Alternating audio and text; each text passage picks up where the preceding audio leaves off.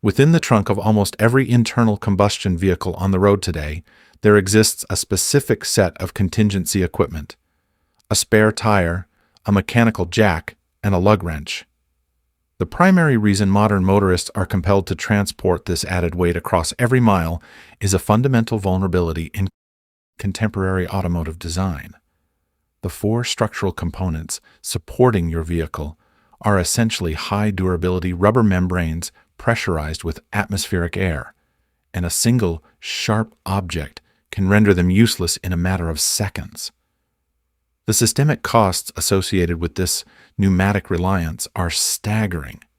Statistical data suggests that approximately 20% of the global tire supply is discarded before reaching the end of its intended tread life. Roughly 12% of these losses are attributed to irreparable punctures or catastrophic blowouts, while another 8% are destroyed by irregular wear patterns caused by improper inflation pressures. Essentially, 1/5 of the world's tire production is wasted due to the inherent volatility of air-filled systems. This calculation does not even account for the secondary economic friction, the logistics of towing services, the disruption of commercial delivery chains, or the massive fleets that must maintain dedicated maintenance crews solely to manage flat tire contingencies. Now, consider a structural paradigm where a vehicle could sustain a direct puncture and continue its transit at highway speeds without a warning light, a roadside emergency, or a hazardous tire change. This technology is no longer a theoretical concept. It has already been validated on standard passenger vehicles at speeds exceeding 130 miles per hour, supported by a portfolio of more than 50 industrial patents. The question of why this technology has not yet achieved mass market adoption has less to do with engineering viability and everything to do with the economics of global manufacturing. It is a transition that may ultimately be dictated by the industrial capacity of the Chinese market. To understand the mechanics of this shift, we must analyze the difference between a tire that relies on pressure and one that holds itself up through structural geometry. In a conventional pneumatic tire, the internal volume is a pressurized chamber. This compressed air acts as the primary load-bearing element, while the surrounding rubber serves as a reinforced container to maintain that pressure. This design, pioneered by the Michelin brothers in the late 19th century, has remained the industry standard for over 130 years because compressed air is exceptionally lightweight, cost-effective, and provides a level of dampening on irregular surfaces that is difficult to replicate. In contrast, an airless tire, or non-pneumatic tire, replaces the internal air chamber with a complex web of flexible radial spokes. These structures fan out from a central rim to an outer structural band, often utilizing a honeycomb architecture or a series of precisely engineered arches. These spokes are manufactured from advanced polymeric materials or fiber-reinforced rubbers. The engineering secret lies in their ability to mimic the compression properties of air. As the wheel interacts with the road surface, the spokes at the contact patch squash and absorb the energy of the impact, instantaneously snapping back into their original configuration as the rotation continues. The load is supported by the physical integrity of the structure rather than the containment of a gas. Because this support is intrinsic to the material, the risk of pressure loss is entirely eliminated. A puncture in the tread becomes a non-event. The tire simply maintains its structural performance. This is not an isolated project by a single entity. Nearly every major player in the global tire industry is pursuing this structural paradigm. Michelin's passenger car variant, utilizing aluminum wheels paired with reinforced rubber, is already undergoing high-speed testing. In South Korea, Hankook is refining double-arch geometry designed to distribute heavy loads across the entire circumference of the tire. Even the aerospace sector is involved, with NASA developing non-pneumatic solutions for lunar and Martian rovers using shape memory alloys, materials that return to their original form regardless of the severity of the deformation. One of the most significant industrial advantages of this design is the potential for modularity. On several advanced prototypes, the tread is a separate, replaceable component. This means that when the outer rubber wears down, the consumer can simply replace the contact surface while retaining the expensive internal structure, much like resoling a high-quality leather boot rather than discarding the entire shoe. Michelin estimates that eliminating air-related failures could prevent up to 200 million tires from being scrapped prematurely every year. This represents over 2 million tons of material, equivalent to the weight of 200 Eiffel Towers, that would be kept out of global landfills. This is a solved engineering challenge with massive environmental and economic stakes, yet the market has remained hesitant due to lessons learned from previous industrial failures. Approximately 20 years ago, the automotive sector made its first significant attempt to solve the flat tire problem, investing heavily in a technology known as run-flat tires. While these were adopted by luxury manufacturers like BMW and Mercedes, the consumer reaction was overwhelmingly negative. The logic behind run-flats was to reinforce the sidewalls so heavily that they could support the vehicle's weight for 50 miles, after a complete loss of air pressure. This allowed manufacturers to remove the spare tire and reclaim trunk space. However, the reality for the driver was a significantly harsher ride quality due to the stiff, unyielding sidewalls. These tires often cost between 35% and 200% more than their pneumatic counterparts, and they typically suffered from shorter lifespans, wearing out thousands of miles sooner. Furthermore, most run flats could not be repaired after a puncture because driving on a deflated tire causes internal structural damage that is difficult to diagnose. A simple nail, which would cost $20 to repair on a standard tire, necessitated a complete and expensive replacement on a run-flat system. The market proved that while consumers value safety, they will not accept a compromise in comfort or a significant increase in operational costs. This historical friction is critical because it defines the parameters for the success of airless tires. The industry must deliver a product that hits the right price point without degrading the driving experience. The ultimate fate of this technology likely rests with the manufacturing sector in East Asia.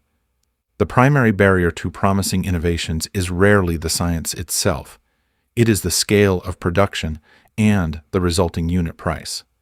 This is where the Chinese industrial base has repeatedly rewritten the narrative of global technology. The contemporary Chinese tire industry has evolved far beyond the perception of low-quality imitations. Brands like Ceylon have recently entered the global top 10, displacing established Japanese competitors, while manufacturers like Linglong and ZC Rubber operate at a scale that services every major continent. Currently, Chinese tires often retail for approximately 15% less than Western equivalents, while maintaining comparable performance metrics. This is the result of a fully integrated supply chain capable of fulfilling massive orders in record time. The airless tire is uniquely suited for this type of industrial environment. While a conventional tire is a complex assembly of steel belts, fabric layers, and multiple rubber compounds that must be cured in a multi-step process, many airless designs are essentially molded. They can be produced by injecting engineered polymers into a mold, resulting in a finished product in a fraction of the time. The ability to manufacture high volumes at low costs while rapidly iterating on designs is exactly the skill set that Chinese factories have refined over the last 30 years. We have seen this pattern before in the solar panel industry and the electric vehicle battery market. The technological breakthrough often occurs elsewhere, but the moment the product becomes affordable for the average consumer is usually the moment the Chinese manufacturing machine begins scaling it. While the Western market has focused on passenger cars, China has quietly integrated airless technology into scooters, delivery carts, warehouse robotics, and autonomous urban delivery vehicles.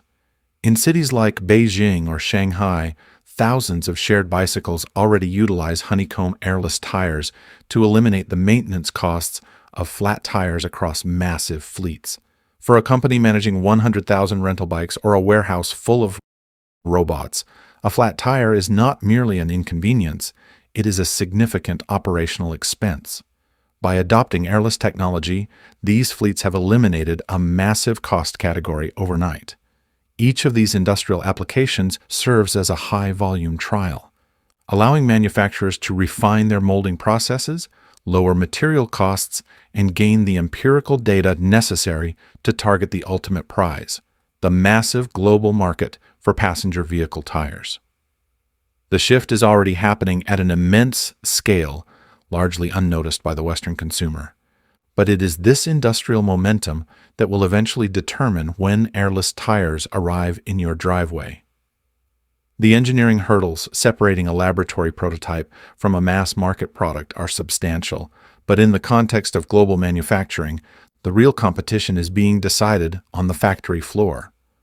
While the technical feasibility of the non-pneumatic tire has been established, the industrial roadmap for its deployment follows a familiar pattern seen in previous technological shifts. The primary industrial advantage of the airless design lies in its potential for simplified manufacturing. A standard pneumatic tire is an incredibly complex assembly, built up from layers of steel belts, fabric plies, and multiple chemical rubber compounds that must be stacked with high precision and then subjected to a long, energy-heavy curing process. This is a multi-step sequence where even a small error can result in a defective product. In contrast, many of the leading airless architectures are designed for injection molding. This means an engineered polymer is injected into a high-precision mold, and what emerges is a finished structural component. The ability to manufacture these units at enormous volumes with a high degree of automation is a skill set that the Chinese industrial base has perfected over the last 3 decades. We are witnessing a manufacturing paradigm where the breakthrough often happens in Western or Japanese laboratories. But the moment the technology achieves the price point necessary for global adoption is the moment Chinese factories begin scaling it at an unprecedented level. This is the exact sequence that played out in the solar energy sector and the lithium-ion battery market.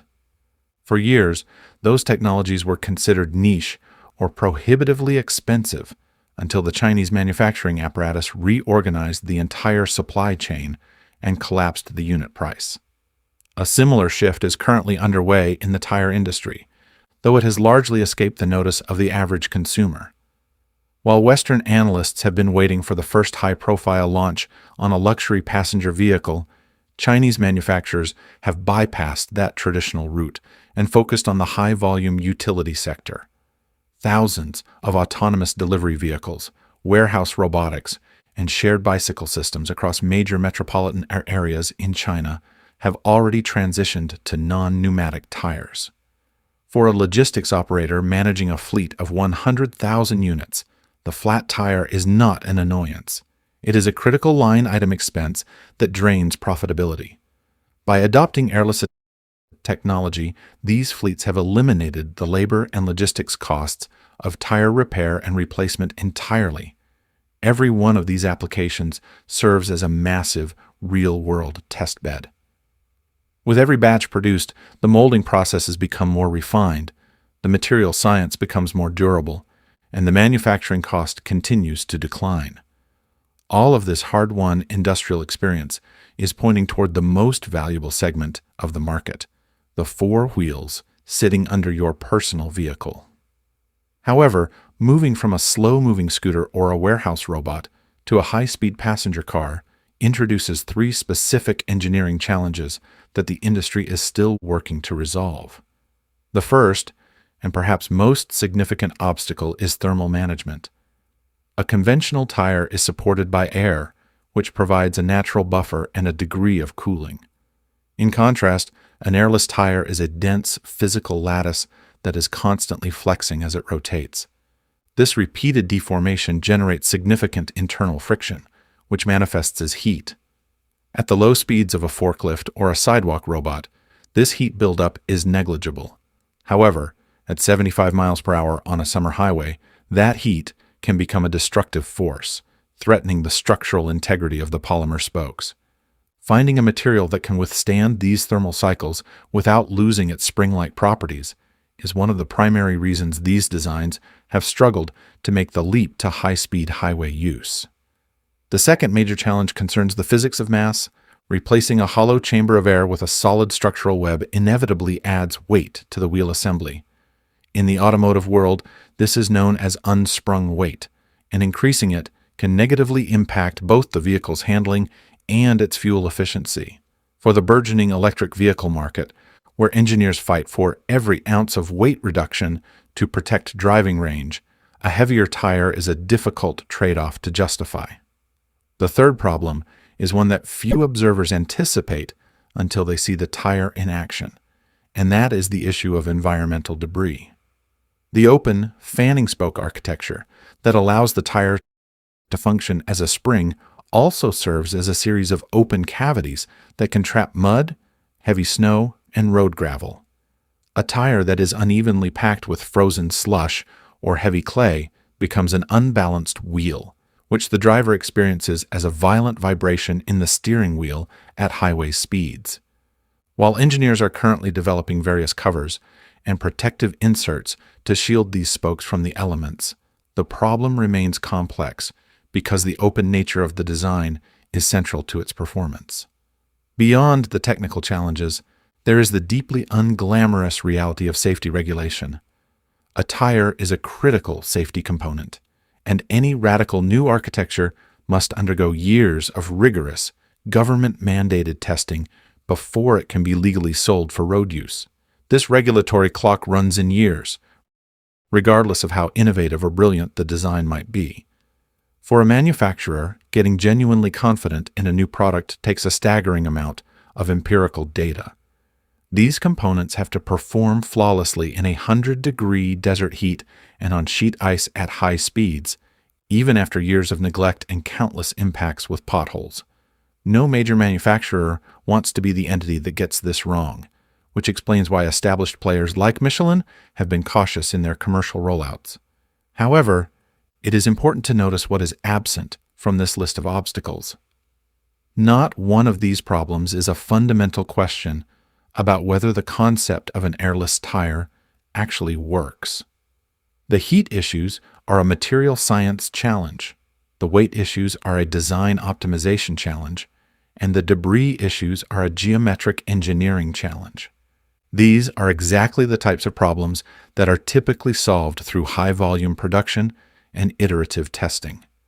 While Western manufacturers are conducting careful, small-scale trials, Chinese factories are already manufacturing millions of these units for a wide variety of secondary applications. They are effectively dialing in the technology from the bottom up. The history of modern manufacturing suggests that the road to your personal driveway likely does not start with a luxury launch in a high-end European showroom. Instead, it follows a path through industrial scaling, where the unit price collapses through volume and the technology matures through mass usage. The tire on your vehicle today is a 130-year-old design whose primary strength and its greatest vulnerability are the exact same thing: its reliance on pressurized air. If you remove the air, the concept of the flat tire ceases to exist, and the spare tire in your trunk becomes as much of a historical relic as the hand crank starter once found on the front of early automobiles. The engineering required to achieve this transition is largely finished. What remains is a question of economics and industrial scaling. If the current patterns of global manufacturing hold true, the price and the availability of the flat-proof tire will be decided in the factory rather than the laboratory. We are approaching a moment where the 100-year reliance on compressed air is nearing its final chapter, and the industrial pivot toward a structural, airless future is already well underway. Whether consumers are ready to give up a century of pneumatic tradition remains to be seen, but the economic and environmental pressure to eliminate the flat tire is becoming too significant to ignore. The spare tire is nearing its end as a necessity, and the transition to a non-pneumatic world is now a matter of when, rather than if.